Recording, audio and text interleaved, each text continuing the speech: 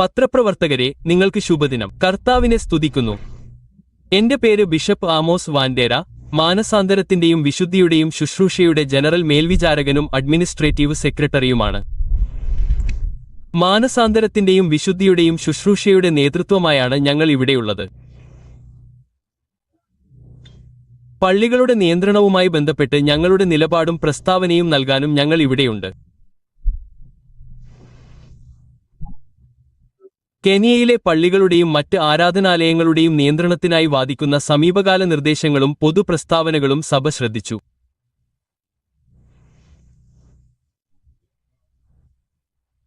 വിശ്വാസം, സിദ്ധാന്തം, ആരാധന, ആത്മീയ ഭരണം എന്നീ കാര്യങ്ങളിൽ ഇടപെടുന്ന ഏതൊരു തരത്തിലുള്ള സ്റ്റേറ്റ് നിയന്ത്രണത്തെയും ഞങ്ങൾ ശക്തമായി എതിർക്കുന്നു. മതസ്വാതന്ത്ര്യം സംസ്ഥാനത്തിൽ നിന്നുള്ള ഇളവല്ല. 2010 കെനിയ ഭരണഘടനയുടെ ആർട്ടിക്കിൾ 32 പ്രകാരം ഇത് ഉറപ്പുനൽകുന്ന ഒരു മൗലികാവകാശമാണ്. മനസ്സാക്ഷി, വിശ്വാസം, ആരാധന എന്നിവയ്ക്കുള്ള സ്വാതന്ത്ര്യം ഭരണഘടന മനഃപൂർവ്വം രാഷ്ട്രീയ നിയന്ത്രണത്തിന് അപ്പുറത്തേക്ക് സ്ഥാപിക്കുന്നു. കാരണം വിശ്വാസം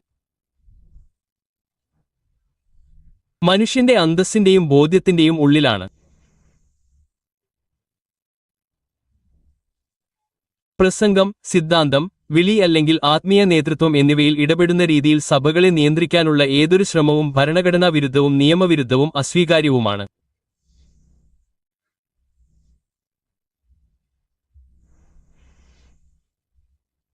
വിശ്വാസത്തെ ആരോഗ്യകരമാക്കാൻ ശ്രമിക്കുന്ന ഒരു ശ്രമം ആത്മീയ നിലനിൽപ്പിനെ തടസ്സപ്പെടുത്തുന്നു.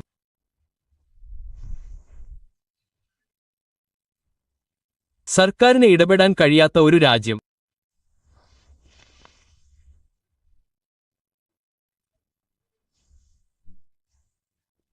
ഈ ഗവൺമെന്റിനെ സഭ വോട്ട് ചെയ്ത് അധികാരത്തിൽ നിന്ന് പുറത്താക്കുകയും ഈ നിയമനിർമ്മാണം റദ്ദാക്കുകയും ആരാധനാ സ്വാതന്ത്ര്യം സംരക്ഷിക്കുകയും ചെയ്യുന്ന മറ്റൊരാളെ കൊണ്ടുവരികയും ചെയ്യും.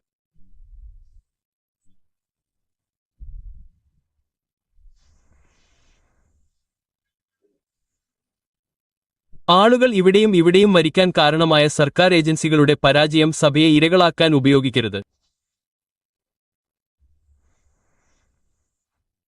ഉത്തരവാദിത്തത്തെ സഭ എതിർക്കുന്നില്ല.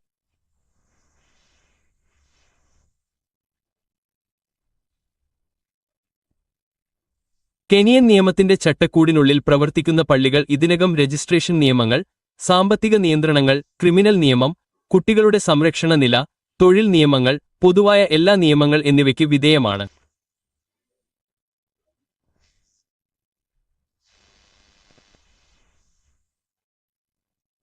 മതത്തിന്റെ പേരിൽ കുറ്റകൃത്യങ്ങൾ നടക്കുന്നിടത്ത് വ്യക്തി കുറ്റവാളികൾക്കെതിരെ നിയമം അതിന്റെ പൂർണ്ണമായ നടപടി സ്വീകരിക്കണം.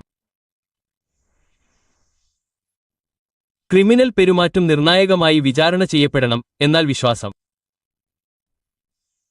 ഒരിക്കലും വിചാരണ ചെയ്യപ്പെടരുത്.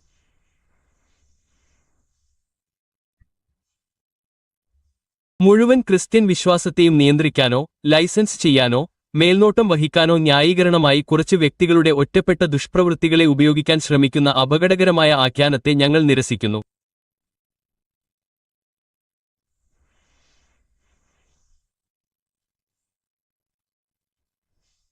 പള്ളികളുടെ കൂട്ടശിക്ഷ, നീതിയെ ദുർബലപ്പെടുത്തൽ, ഭരണഘടനാ തത്വങ്ങൾ ലംഘിക്കൽ, എല്ലാ മതസമൂഹങ്ങളെയും ഭീഷണിപ്പെടുത്തുന്ന മാതൃക സൃഷ്ടിക്കൽ.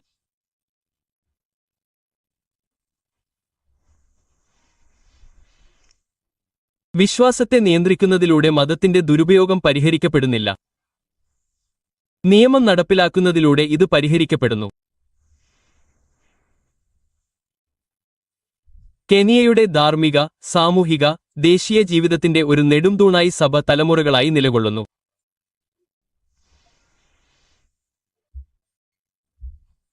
പല പൊതുസ്ഥാപനങ്ങളും നിലകൊള്ളുന്നതിന് വളരെ മുമ്പുതന്നെ സഭ കുട്ടികളെ പഠിപ്പിക്കുകയും രോഗികളെ സുഖപ്പെടുത്തുകയും വിശക്കുന്നവർക്ക് ഭക്ഷണം നൽകുകയും ദുർബലർക്ക് അഭയം നൽകുകയും അനീതിക്കും അധികാര ദുർവിനിയോഗത്തിനുമെതിരെ ധൈര്യപൂർവ്വം സംസാരിക്കുകയും ചെയ്തിരുന്നു.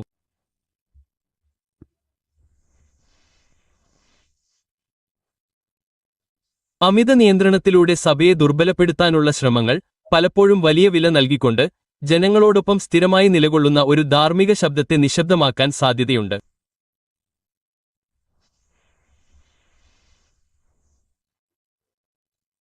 ഭരണകൂടവും സഭയും തമ്മിലുള്ള ശരിയായ ബന്ധം നിയന്ത്രണമല്ല, പരസ്പര ബഹുമാനമാണെന്ന് ഞങ്ങൾ സ്ഥിരീകരിക്കുന്നു.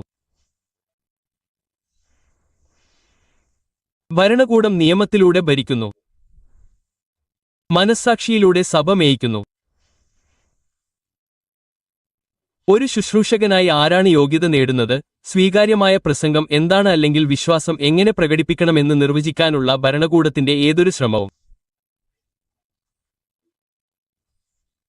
ഭരണഘടനാപരമായ ചുവപ്പ് രേഖ ലംഘിക്കുകയും ജനാധിപത്യ സ്വാതന്ത്ര്യത്തിന് ഭീഷണിയാകുകയും ചെയ്യുന്നു.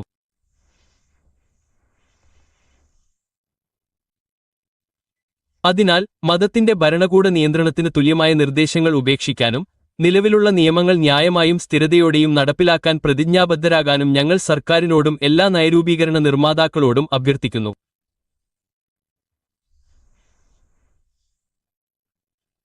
സംഭാഷണം ആവശ്യമുള്ളിടത്ത് അത് യഥാർത്ഥവും ഉൾക്കൊള്ളുന്നതും ഭരണഘടനാ പരിധികളെ ബഹുമാനിക്കുന്നതുമായിരിക്കണം.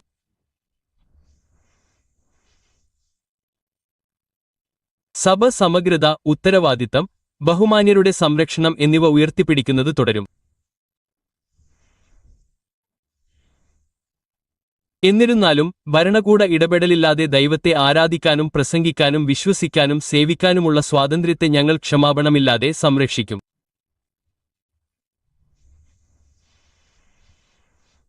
മതസ്വാതന്ത്ര്യം വിലപേശാവുന്നതല്ല. അത് നമ്മുടെ ജനാധിപത്യത്തിനും നമ്മുടെ രാജ്യത്തിന്റെ ആത്മാവിനും അടിസ്ഥാനമാണ്.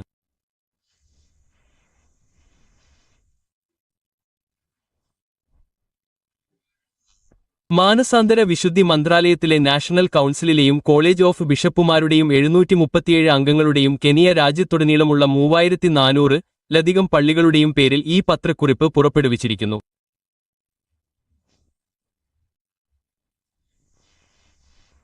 ഞങ്ങൾ അവസാനിപ്പിക്കുന്നതിനു മുമ്പ് മുതിർന്ന ആർച്ച് ബിഷപ്പിന് എന്തെങ്കിലും പറയാൻ അവസരം നൽകാൻ ഞാൻ ആഗ്രഹിക്കുന്നു. വളരെ നന്ദി. ഞങ്ങളുടെ general overseas and administrative secretary. എന്റെ പേര് മൈക്കൽ നിസാൻഡ്.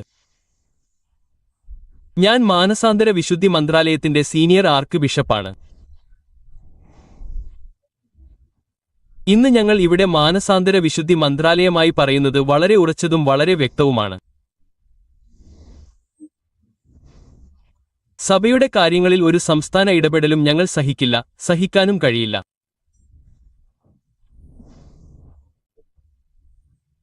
കെനിയയുടെ ഭരണഘടനയിലും ബൈബിളിലും പോലും സർവശക്തനായ ദൈവം പരമോന്നതനാണെന്ന് വളരെ വ്യക്തമാണ്. എല്ലാ മനുഷ്യർക്കും ഉപരിയായി, എല്ലാ രാഷ്ട്രങ്ങൾക്കും ഉപരിയായി, എല്ലാ ഗവൺമെന്റുകൾക്കും ഉപരിയാണ്. അതിനാൽ ദൈവം പരമോന്നതനാണെങ്കിൽ ഇപ്പോൾ സംസ്ഥാനത്തിന് എങ്ങനെ വീണ്ടും വന്ന് പരമോന്നത ദൈവത്തിന്റെ പ്രവർത്തനങ്ങൾ നിയന്ത്രിക്കണമെന്ന് പറയാൻ കഴിയും? ആരാണ് സംസ്ഥാനത്തിന് ആ അധികാരം നൽകുന്നത്? സർവശക്തനായ ദൈവത്തിനു മുകളിൽ സംസ്ഥാന ഉദ്യോഗസ്ഥരെ ആരാണ് പ്രതിഷ്ഠിച്ചത്? പള്ളികളെ നിയന്ത്രിക്കുന്നതിനുള്ള നിർദ്ദിഷ്ട ബിൽ ഞങ്ങൾ പൂർണ്ണമായും നിരസിക്കുന്നു. സർവശക്തനായ ദൈവത്തിന്റെ കാര്യങ്ങളിൽ ഇടപെടാൻ സംസ്ഥാനത്തിന് അധികാരമില്ല.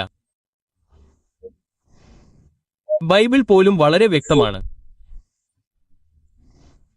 ഉദാഹരണത്തിന്, പ്രവൃത്തികളുടെ പുസ്തകത്തിലെ 2-ാം അധ്യായം 29-ാം വാക്യത്തിൽ മനുഷ്യരെക്കാൾ ദൈവത്തെ അനുസരിക്കണമെന്ന് തിരുവെഴുത്ത് വളരെ വ്യക്തമായി പറയുന്നു.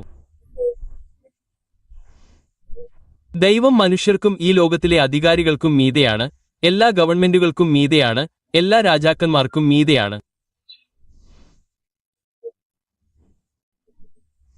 പഴയ നിയമത്തിൽ നിങ്ങൾ വായിക്കുമ്പോൾ രാജാക്കന്മാർ പോലും കർത്താവിന്റെ ദാസന്മാരിൽ നിന്ന് നിർദ്ദേശങ്ങളും കലാപരമായും സ്വീകരിച്ചിരുന്നുവെന്ന് ബൈബിളിൽ വളരെ വ്യക്തമാണ്. ബൈബിളിലെ പ്രവാചകന്മാർ രാജാക്കന്മാരെയും സർക്കാരുകളെയും ഉപദേശിച്ചിരുന്നു. അതിനാൽ സർക്കാരിനെ മേൽനോട്ടം വഹിക്കാൻ ദൈവദത്തമായ ഒരു കൽപ്പനയുള്ള ഒരു സഭയാണിത്, മറിച്ചല്ല.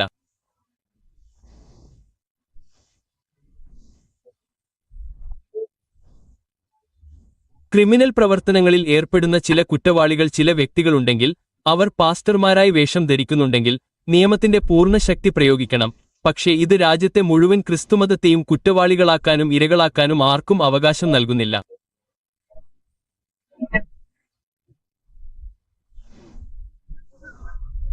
സാധ്യമായ ഏറ്റവും ശക്തമായ വാക്കുകളിൽ പള്ളികളെ നിയന്ത്രിക്കുന്നതിനുള്ള ഈ നിർദ്ദിഷ്ട ബിൽ ഞങ്ങൾ നിരസിക്കുന്നു.